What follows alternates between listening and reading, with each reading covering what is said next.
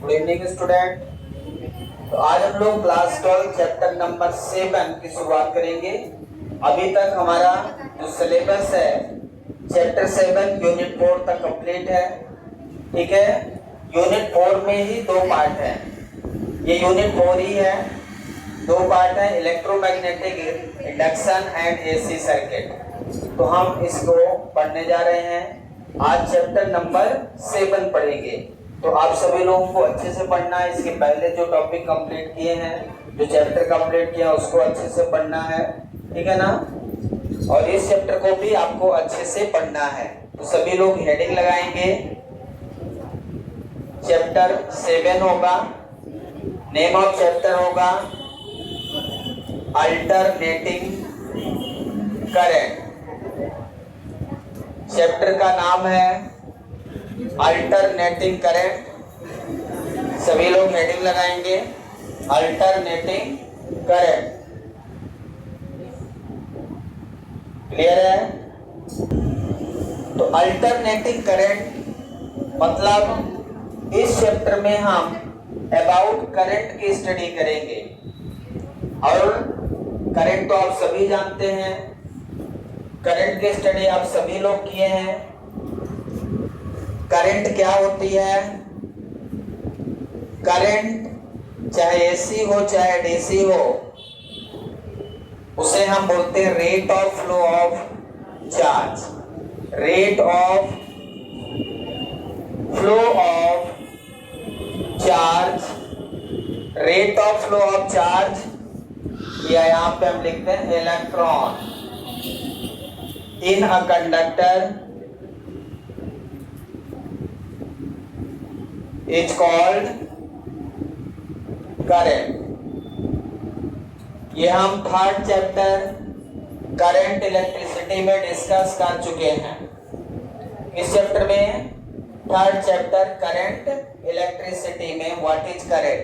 तो rate of flow of charge या rate of flow of electron is called electric current, या simply इसको हम करंट कहते हैं। चाहे वो एसी करंट हो चाहे वो डीसी करंट हो, ठीक है, उनमें से rate of flow of charge का होना जरूरी है। Rate of flow of charge से ही करंट प्रोड्यूस होगी, चाहे वो एसी हो चाहे वो डीसी हो। तो इसमें जो फार्मूला हमने लिखा था I = dq/dt। Q = NE होता है जितने नंबर ऑफ इलेक्ट्रॉन किसी कंडक्टर में फ्लो होते हैं। तो वहां से हमारा जो फार्मूला है करंट इक्वल टू, यदि मैं Q बराबर यानी रख दूं तो यहाँ पे d/dt हो जाता है, नंबर ऑफ इलेक्ट्रॉन्स हो जाता है। तो जरूरत पड़ती है तो हम इसको भी यूज कर लेते हैं, या सिंपली I = Q/T भी लिखते हैं हम। इसको Q की वैल्यू रख देंगे तो क्या मिल जाएगा, NE/T। तो dq/dt करंट का फार्मूला याद रखेंगे, rate of change of charge, rate of flow of charge, rate of flow of charge. तो q/t या dq/dt। तो जब dq/dt लिखेंगे उस समय जो करंट होते हैं उसको इंस्टेंटेनियस करंट बोलते हैं। कौन सी करंट बोलते हैं? इसका नाम क्या है? Instantaneous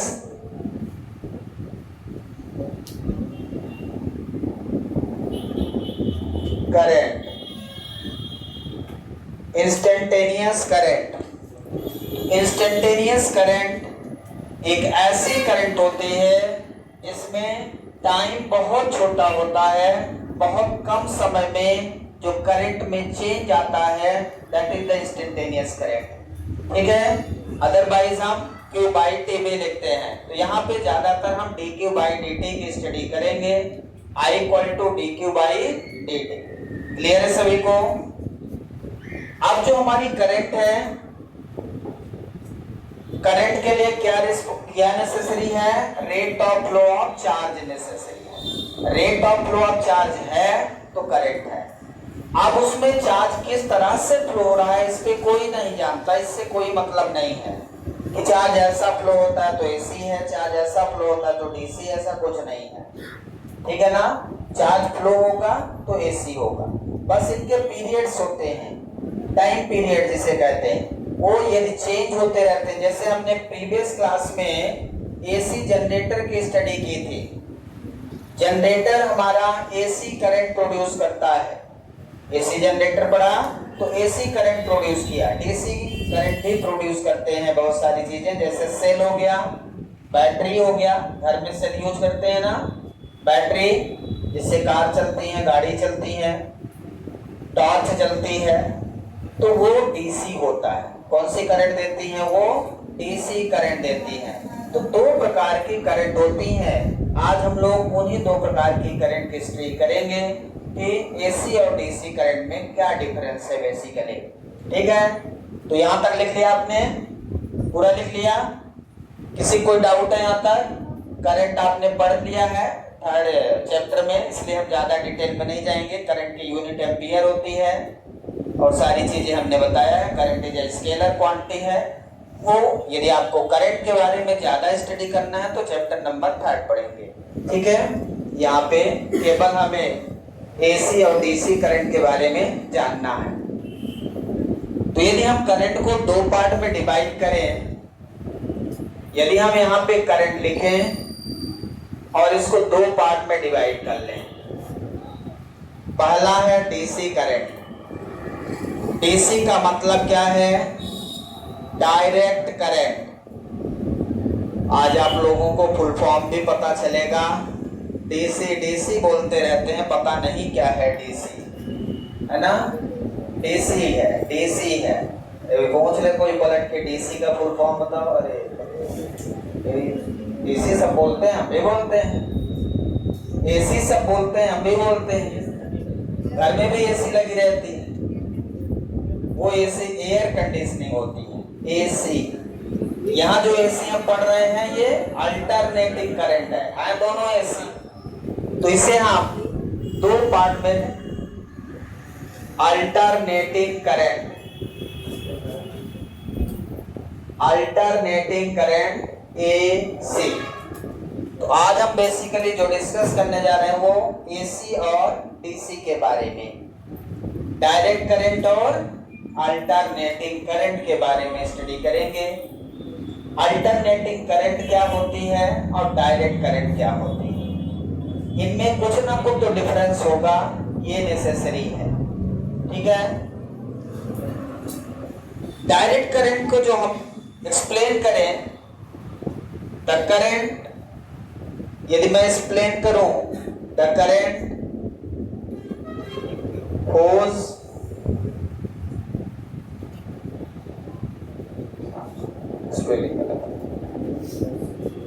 the current whose magnitude। अब देखो इसमें दो चीजें चेंज होती हैं, किसी में डायरेक्शन, किसी में मैग्नीट्यूड। किसी में डायरेक्शन चेंज होती है, किसी में मैग्नीट्यूड चेंज होता है। तो इसमें डायरेक्शन चेंज नहीं होती, मैग्नीट्यूड चेंज हो भी सकता है और नहीं भी। ठीक है ना? द करंट whose डायरेक्शन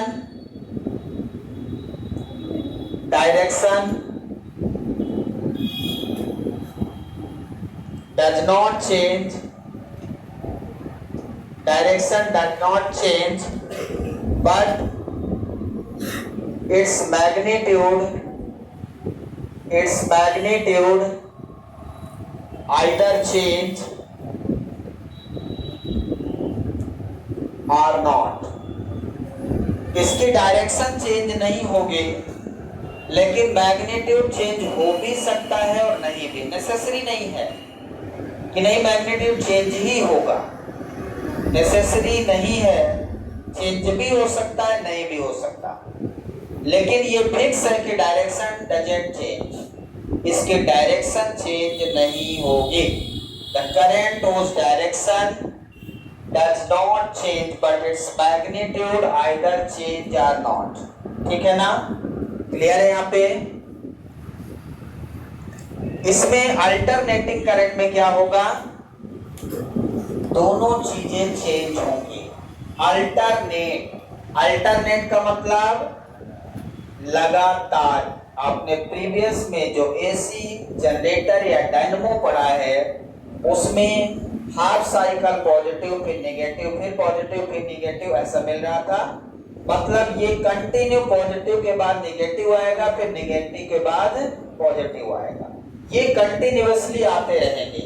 मतलब इसकी डायरेक्शन और मैग्नीट्यूड बोथ आर चेंजेस। तो यहां पे लिखेंगे इसमें द करंट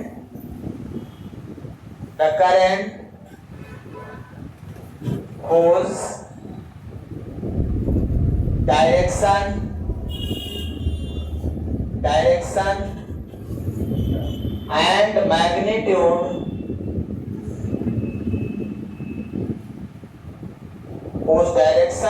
magnitude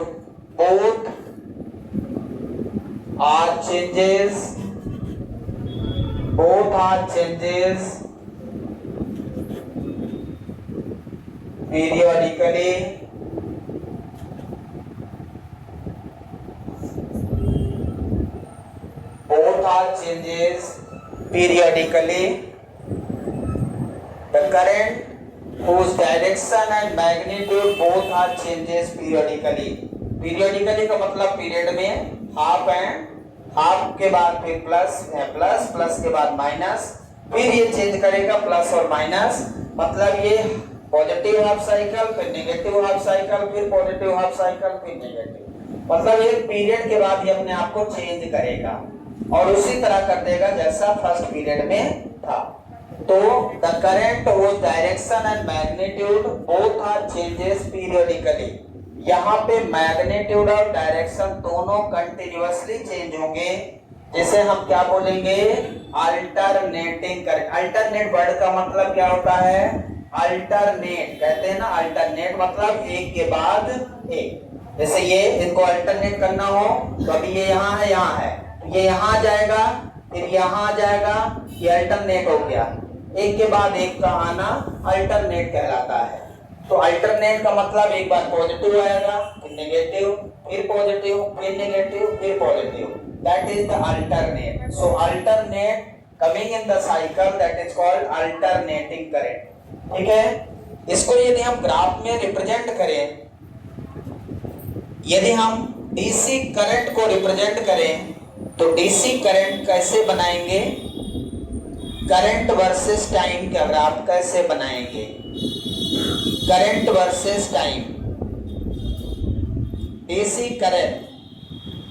करंट में मैंने कहा कि the current whose direction does not change, जिस भी डायरेक्शन में ये फ्लो होगी उसकी डायरेक्शन चेंज नहीं होगी। मतलब यदि मैं कहूं तो ये हमारी करंट है, current time graph, current time graph, एक तरफ करंट दूसरे तरफ टाइम। यहां पे ये करंट को आई से डिनोट करते हैं, ये उसका ओरिजिन है। अब ध्यान से देखें, जीरो टाइम पे जितनी करंट है, जैसे एक बैटरी है, बैटरी का नाम सुना आपने, सेल का नाम सुना है, घड़ी में लगाने वाला सेल, टॉर्च में लगाने वाला सेल, सब लोग सुने हैं, बस सुने हैं, वाकई को नहीं जानते। क्यों जलता है, कैसे जलता है, क्या होता है तो जलता है, ये कभी सोचा ही नहीं। लेकिन कुछ न कुछ तो होता है तभी तो जलता है। ठीक है, तो इसमें होता क्या है, वो जो सेल आप जब खरीदते हो तो उसमें चार्ज रहता है। क्या रहता है, चार्ज। अब जितना भी चार्ज रहता है, यदि उसको पाथ प्रोवाइड कर दिया जाए, ये सेल हो गया मान लीजिए, सेल को आप ऐसे रखोगे तो इसके अंदर जो चार्ज है वो एज इट इज रहेगा। चार्ज को फ्लो होने के लिए एक सर्किट की जरूरत पड़ती है। किसकी जरूरत पड़ती है, सर्किट की। तो हम क्या करते हैं, एक वायर इधर और एक वायर इधर लगा देते हैं। तो जब आप वायर से कनेक्ट कर दोगे बल्ब को, एक यहां से वायर निकाला और एक यहां से बल्ब में लगा दिया, तो बल्ब क्या होगा, जलने लगेगा। क्यों जलने लगेगा, क्योंकि जो इसमें चार्ज है ना उसको फ्लो होने के लिए एक पाथ की जरूरत है, एक सर्किट की जरूरत है। और जब आपने बल्ब लगा दिया तो एक तार यहां से निकाला, एक तार यहां से बल्ब में टच कर दिया, तो क्या हो गया, उसका पाथ कंप्लीट हो गया। और पाथ कंप्लीट होने से चार्ज क्या होगा, फ्लो होने लगेगा। और जब चार्ज फ्लो होगा तो करंट प्रोड्यूस हो जाएगी। करंट प्रोड्यूस होने के लिए क्या चाहिए, चार्ज का फ्लो होना जरूरी है। एक सिंगल चार्ज है, सेल ऐसे कहीं रख दीजिए, क्या उसमें करंट फ्लो होगी, नहीं होगी। ध्यान रखिए, सेल ऐसे ही रख देने से करंट फ्लो नहीं होगी। क्यों नहीं होगी, करंट फ्लो होने के लिए उसका सर्किट कंप्लीट होना जरूरी है। जब तक उससे वायर टच नहीं करेंगे, भले इधर से निकाल के इधर से निकाल के जोड़ दो, इधर से सेल में एक तरफ नेगेटिव होता है और इधर तरफ पॉइंट रहता है, उसको पॉजिटिव बोलते हैं। तो पॉजिटिव तरफ से एक वायर निकालो, एक वायर नेगेटिव पीछे से निकालो और दोनों को जोड़ दो। 1 मिनट तक जोड़ के रखो, वो वायर इतना हीट हो जाएगा कि शायद आप पकड़ नहीं पाओगे, और कुछ समय और रख दिया तो वो पूरा जल जाएगा। शॉर्ट सर्किट जिसे कहते हैं, कभी नाम सुना? ऐसे समय में ये पूरा हीट हो जाएगा। हीटर आप देखे, एक तरफ से वायर, हीटर में क्या होता है, दोनों वायर बिल्कुल स्प्रिंग में लगे होते हैं, हाई रेजिस्टेंस, पूरा लाल हो जाता है, दोनों टर्मिनल दो वायर से ज्वाइन कर देते हैं, पूरी करंट उसमें जाती है, सर्किट तो कंप्लीट हो जाता है। लेकिन वो किस रूप में एनर्जी जाती है, हीट के रूप में। किस रूप में जाती है, हीट के रूप में। तो पूरी डीसी की एनर्जी हीट के रूप में निकल जाएगी। समझ में आया? तो ये कांस्टेंट करंट है। यदि इसमें 10 एम्पियर की करंट फ्लो हो रही है तो 10 एम्पियर की करंट फ्लो होती रहेगी, टाइम बढ़ता रहेगा लेकिन करंट फिक्स है। इसकी डायरेक्शन चेंज हो रही, क्या डायरेक्शन चेंज होने का मतलब ये है, जैसे यहां पे मैं बनाऊं, करंट ऐसे गई फिर ऐसे गई, यहां पे क्या हो रहा है, करंट की डायरेक्शन चेंज हो रही है, ऐसे ऐसे जा रही है। तो करंट की डायरेक्शन क्या है, यहाँ चेंज हो रही है, यहाँ करंट की डायरेक्शन चेंज नहीं हो रही है। हमने लिखा है the direction does not change but its magnitude either change और नॉट। इसकी डायरेक्शन चेंज नहीं होना चाहिए, मैग्नीट्यूड चेंज भी हो सकता है और नहीं भी। तो यहाँ करंट का मैग्नीट्यूड चेंज है क्या, यहाँ करंट का मैग्नीट्यूड जितना है वो कॉमन है। यदि 10 एम्पियर की करंट यहाँ पे आपने दिया है तो 10 एम्पियर हर जगह है, लेकिन यहाँ पे देखिए, यहाँ पे करंट अलग हो गई, यहाँ पे करंट अलग हो गई, यहाँ पे मैग्नीट्यूड चेंज हो रहा है, करंट का मैग्नीट्यूड चेंज है, डायरेक्शन सेम है, यहाँ पे डायरेक्शन क्या है, सेम है। तो इसको स्टेडी करंट बोलते हैं। इसको क्या बोलेंगे, स्टेडी करंट। स्टेडी करंट मतलब इस direction and magnitude both are constant, its direction and magnitude both are constant is called steady current. If its magnitude changes but direction remains constant is called क्या, varying current। इसको बोलेंगे varying current। DC current दो type की है, एक steady current, दूसरी varying current. एक steady current, दूसरी varying करंट। दोनों में डायरेक्शन क्या है, कांस्टेंट है, ठीक है ना। दोनों में डायरेक्शन क्या है, कांस्टेंट है, बहुत कम चेंज होगा, ये माइनर में चेंज होगा। तो मैग्नीट्यूड चेंज हो रहा है और इसमें मैग्नीट्यूड चेंज नहीं हो रहा है। तो ये जिसमें मैग्नीट्यूड चेंज नहीं रहा वो स्टेडी करंट हो गई, इसमें मैग्नीट्यूड चेंज हो रहा है उसको वेरिंग करंट, वेरिंग डीसी। मतलब ये दोनों डीसी हैं, है ना, ध्यान रखिएगा। अब यदि अल्टरनेटिंग करंट में आ जाए तो कैसा बनेगा ग्राफ, आपको याद है एसी जनरेटर का ग्राफ, इसको बोलते हैं करंट वर्सेस टाइम ग्राफ। आपको याद है मैंने ऐसा बनाया था,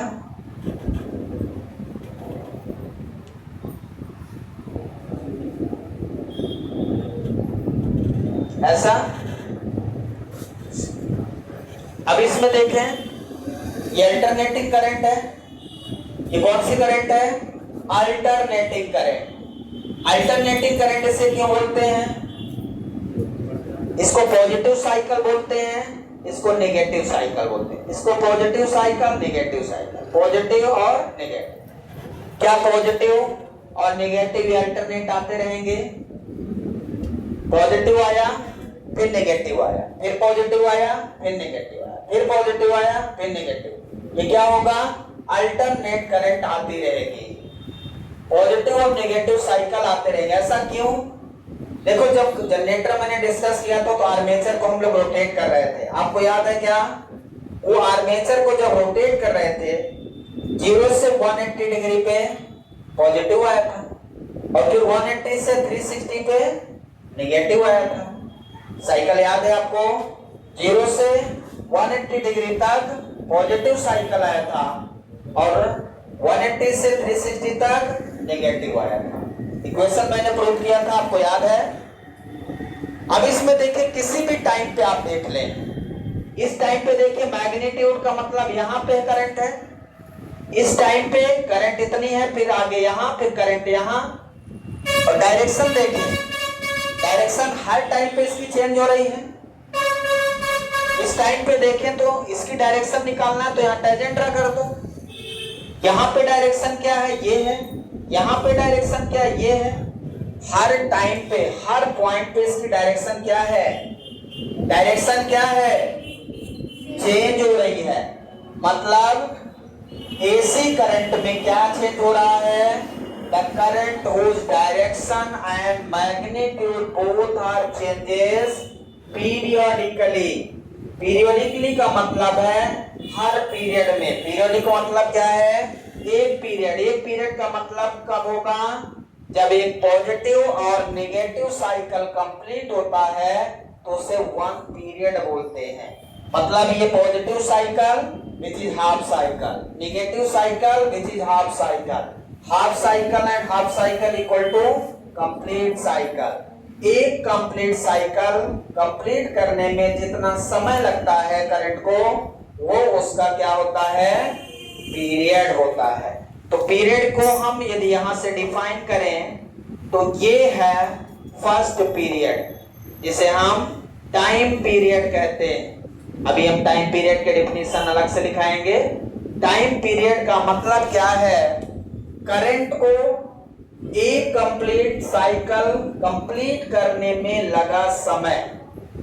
मतलब एक साइकिल कंप्लीट करने में जितना समय लगता है करंट को, that is the time period. और उसी को कहते हैं पीरियोडिकली। मतलब करंट पीरियोडिकली चेंज हो रही है, मतलब एक पीरियड में जितनी चेंज हुई फिर अगली बार भी उसी तरह चेंज होगी। पॉजिटिव नेगेटिव, फिर पॉजिटिव नेगेटिव। ये हो जाएगा इसका सेकेंड पीरियड। अगला पीरियड फिर से आएगा। जितना कंप्लीट करोगे साइकिल, आपका टाइम पीरियड आता चला जाएगा। First time period, second time period, third time period. और हर टाइम पीरियड पे जो हमारा शेप है, जो वेरिएशन है, वो एक जैसा रहेगा। ऐसा नहीं कि फर्स्ट टाइम पीरियड अलग है, जितना एम्पलीट्यूड फर्स्ट टाइम पीरियड में उतना सेकेंड उतना थर्ड में, सभी में क्या रहेगा? सेम रहेगा। इसमें ये जो मैक्सिमम करंट आती है इसको पीक करंट बोलते हैं। Peak current. यदि कोई पूछ ले what is peak current, the maximum current of N alternating current, maximum current is the peak current. और ये मैक्सिमम करंट दोनों साइड में आती है, पॉजिटिव साइकिल में भी और नेगेटिव साइकिल में भी ये मैक्सिमम करंट आएगी। समझ गए क्या? डायग्राम को अच्छे से बना लेंगे पूरा, फिर आगे पॉइंट लिखते हैं। पूरा यहां तक बना लें। क्लियर है? इसका जो एवरेज करंट है और इसका एवरेज करंट क्या होगा? इसका एवरेज करंट जीरो नहीं हो सकता। सेकेंड पॉइंट इसमें लिखेंगे एवरेज, ये बस पॉइंट लिख दें। हाँ, नहीं दिख रहा? ऊपर जगह ज्यादा नहीं, चलिए कोई बात नहीं, यहाँ लिख देता हूँ। सेकेंड पॉइंट है, मिटा दूंगा अभी। एवरेज करंट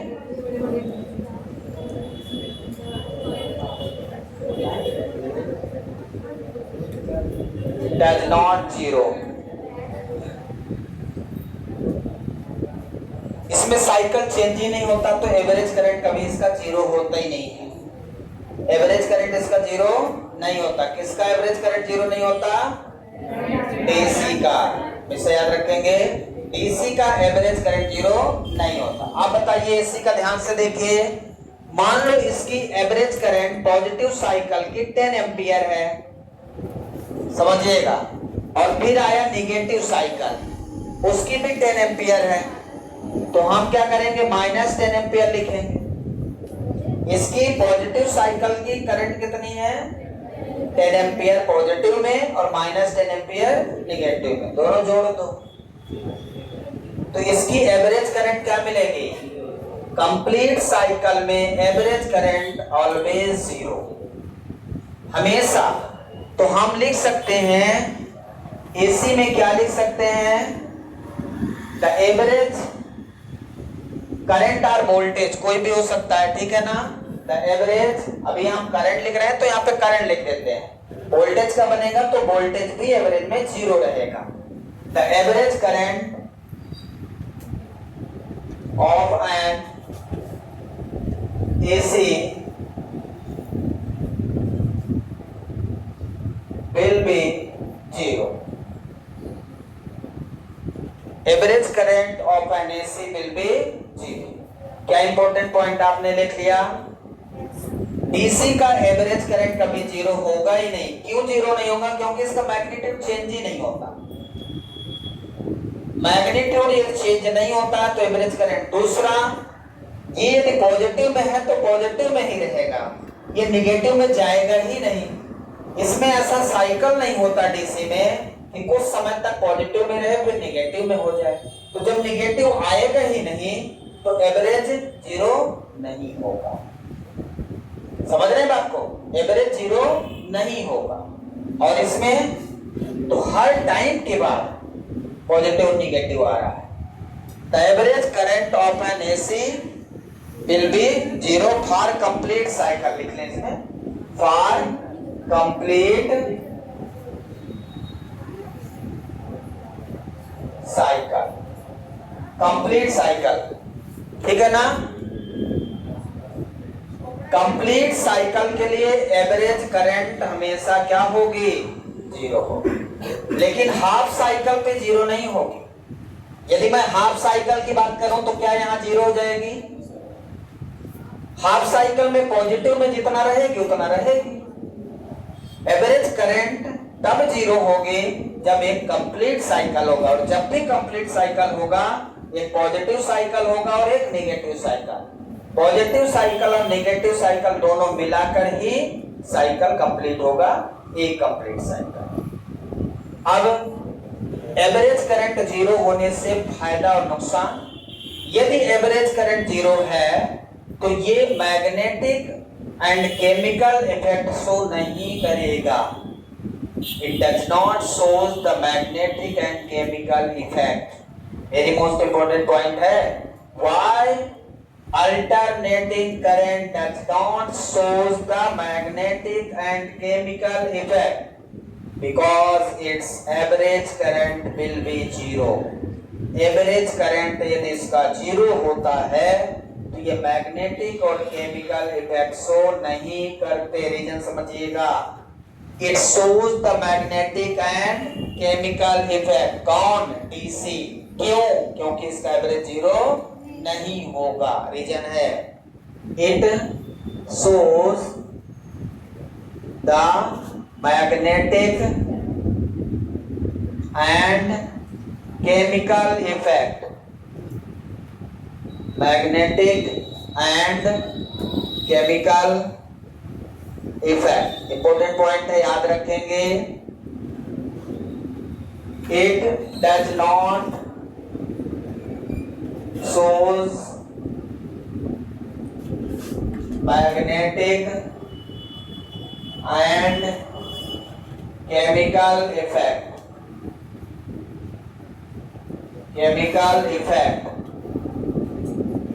रीजन लिख दूं, because its average current will be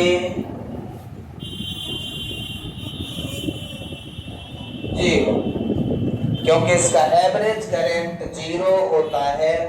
यही कारण है कि ये मैग्नेटिक और केमिकल इफेक्ट शो नहीं करता है। क्लियर है? समझ में आ गया क्यों नहीं शो करता है?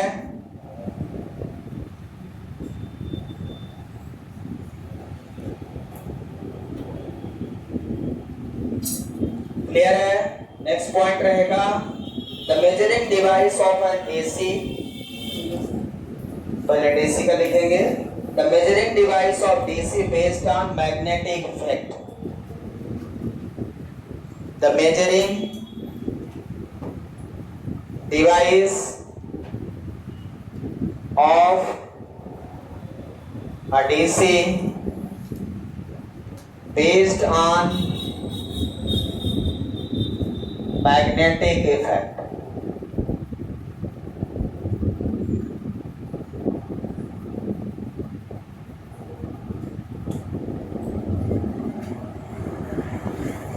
The measuring device of AC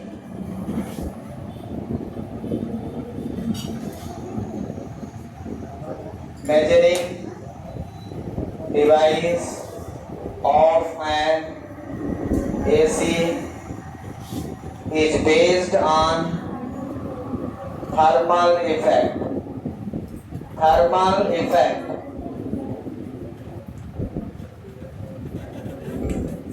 यहाँ पे इंपॉर्टेंट पॉइंट है, बेस्ड ऑन थर्मल इफेक्ट। सारे पॉइंट लिखेंगे अच्छे से। इसमें अगला पॉइंट है the current can not decrease without the current cannot decrease without energy loss.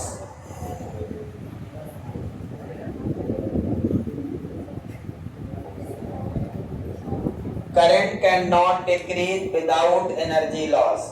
बिना किसी एनर्जी लॉस के इसमें करंट कैन नॉट डिक्रीज नहीं होती है, कांस्टेंट रहती है। डीसी में करंट क्या रहती है?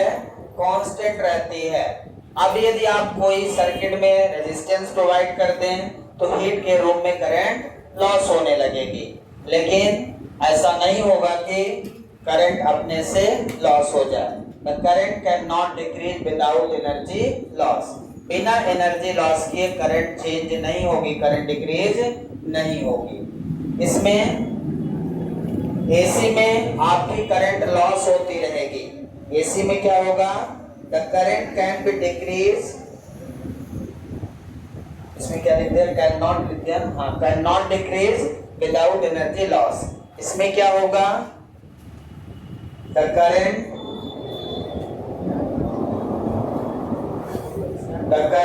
Can be decrease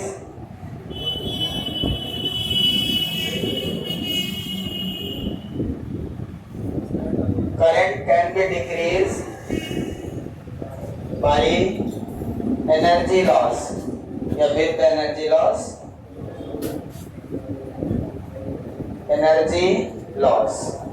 energy loss के कारण एसी की करंट क्या होगी? डिक्रीज होगी और एवरेज करंट फिर 0 हो जाती है। एवरेज करंट क्या हो जाती है? 0 हो जाती है। इसकी एवरेज करंट कभी 0 नहीं होती है। The current cannot decrease without energy loss.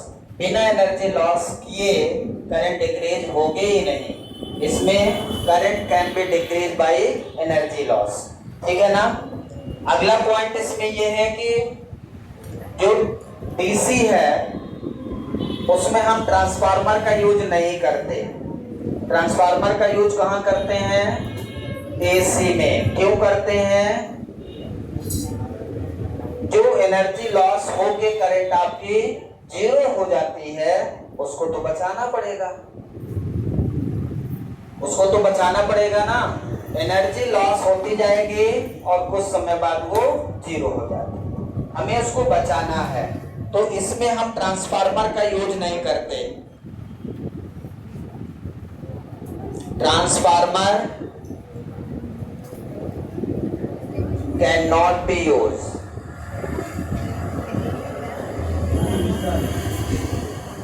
इसमें अल्टरनेटिंग करंट में transformer can be used. Transformer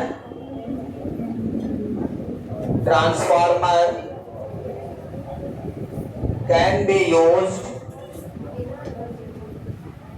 either increase or decrease alternating current।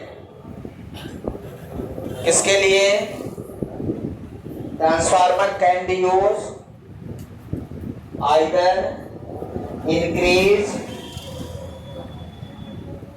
or decrease alternating current। alternating current.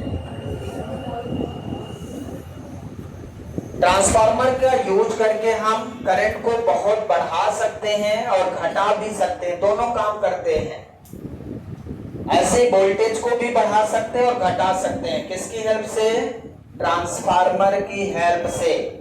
Transformer की हेल्प से हम अल्टरनेटिंग करंट को बढ़ा भी सकते हैं और घटा भी सकते हैं, जहां जैसी हमारी रिक्वायरमेंट हो।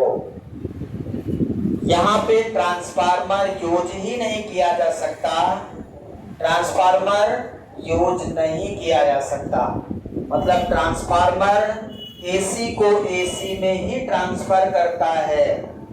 कई लोग बोल देते हैं एसी को डीसी में, नहीं। ट्रांसफार्मर में इनपुट में एसी आता है और आउटपुट में भी एसी ही रहता है। बस आपको याद होगा यहाँ पे जो ट्रांसफार्मर लगे हैं ये सभी ट्रांसफार्मर स्टेप डाउन ट्रांसफार्मर है, जो 11,000 वोल्ट को 230 वोल्ट में कन्वर्ट कर देते हैं।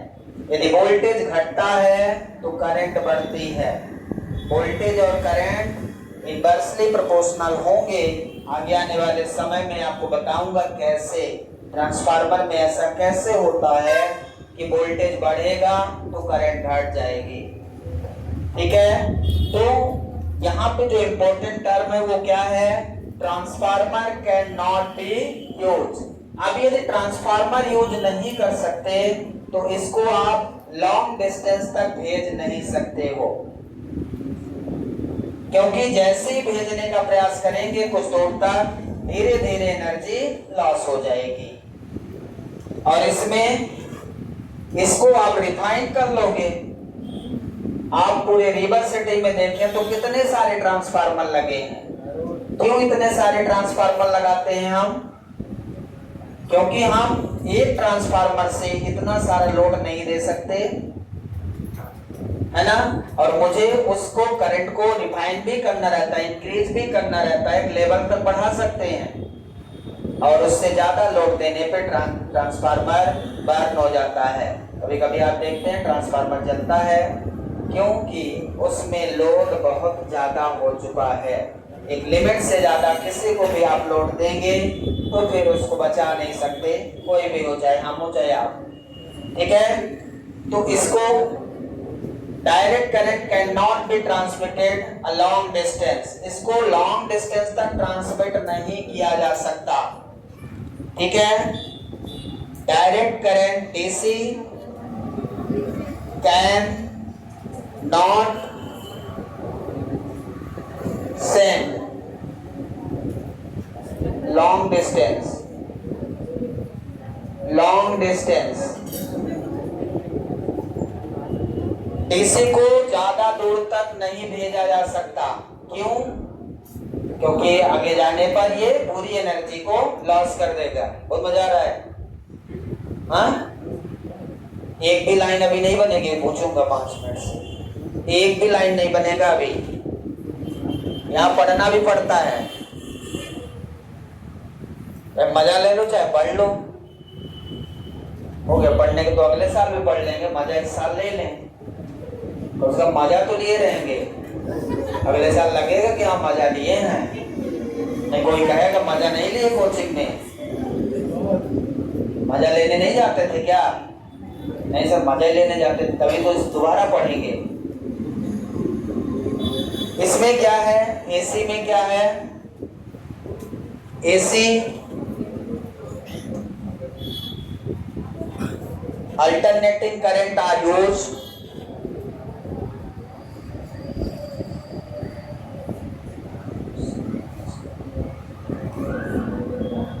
to send long distance। इसको ज्यादा दूर तक आप भेज सकते हैं, ज्यादा दूर तक बाय यूजिंग ट्रांसफार्मर। कैसे भेज सकते हैं? Long distance are used to send long distance by using transformer. किसकी हेल्प से आप इसको ज्यादा दूर तक भेज सकते हैं? ट्रांसफार्मर की हेल्प से। अब आप डीसी में ट्रांसफार्मर यूज कर ही नहीं सकते तो फिर ज्यादा दूर तक आप भेज नहीं सकते हो। एसी का सबसे बेस्ट एग्जांपल ट्रांसफार्मर है, ध्यान रखिएगा। एसी ट्रांसफार्मर है या एसी डायनेमो है, एसी जनरेटर है, ठीक है ना? पॉइंट सभी क्लियर है? कितने पॉइंट हो गए? 7 पॉइंट, बहुत हो गए। तो ये डिफरेंस लिखने के लिए आता है कभी पेपर में, राइट द डिफरेंस। हाँ, right the difference between 2-3 number का आता है। 3 नंबर, जितने नंबर का आएगा उतने पॉइंट लिखना नेसेसरी रहता है। पॉइंट तो बहुत सारे मैंने लिखवा दिए हैं, शायद 2-3 याद रहे। हाँ 2-3 याद रहे, इतना तो प्रयास करिएगा, ऐसा नहीं कि तो याद ही न रहे। The current cannot decrease without energy loss। मतलब आप जब करंट को लॉस करते हैं, एनर्जी लॉस करेंगे। एनर्जी किस प्रकार से लॉस कर सकते हैं? हीट के रूप में। रेजिस्टेंस लगा दिया आपने, एक हैवी रेजिस्टेंस लगा दिया, पूरी एनर्जी लॉस खत्म, तभी करंट डिक्रीज होगी, अदरवाइज होगी ही नहीं। इसमें current can not decrease without energy loss. बिना एनर्जी लॉस किए करंट डिक्रीज नहीं होगी। इसमें current can be decrease by energy loss. इसमें भी करंट आपकी डिक्रीज होगी, ऐसा नहीं कि डिक्रीज नहीं होगी, डिक्रीज भी होगी, लॉस भी होगी। लेकिन क्या लिख दिया आपने? एनर्जी लॉस के साथ ही डिक्रीज। हाँ, और इसमें क्या लिखा है कि बिना एनर्जी लॉस विदाउट, मतलब इसमें ये है कि जैसे आप कुछ लोड देंगे तब लॉस करेंगे, इसमें ऐसा है, इसमें एनर्जी लॉस होती रहे, ऐसा है, ये चीज है, ठीक है। थैंक यू, बनाइए।